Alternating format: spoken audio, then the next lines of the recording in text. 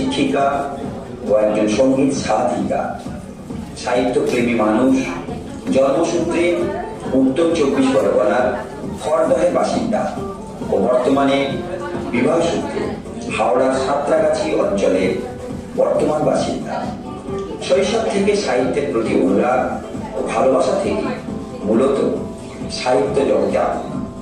বিভিন্ন পত্রপত্রিকা, ম্যাগাজিন সংকলনের নিয়মিত লেখালেখির সঙ্গে যুক্ত। বিভিন্ন জ্ঞানী মানুষের অনুপ্রেরণায় তার প্রথম একক কবিতা সংকলন খবর রাখে না কেউ পাঠকের সামনে প্রকাশিত হয়েছে। আমি মৌমিতা চ্যাটার্জি। আমার কবিতার নাম লজ্জা বলো রানী। কে বলে মেয়ে নষ্টা তুমি, নষ্ট তোমার সাজ, তাদের কথায় কান দিও না আর পেও না লাজ। ওই যে যত নারী খাদক রক্ত চোষার দল, বয়ে বেড়ায় জ্যান্ত মুখোশ হাজার খানিক ছল।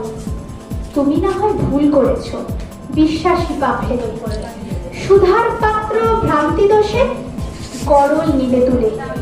যারা নিল ছিনিয়ে তোমার পবিত্রতার মান, তাদের কাছে অপ্রয়োজনীয় ঘরের মায়ের দাম। ভয় পেও না দুঃশাসনে, শক্ত করো মুঠো, সকল করো লঙ্কা দমন, আগুন হয়ে ওঠো। নমস্কার।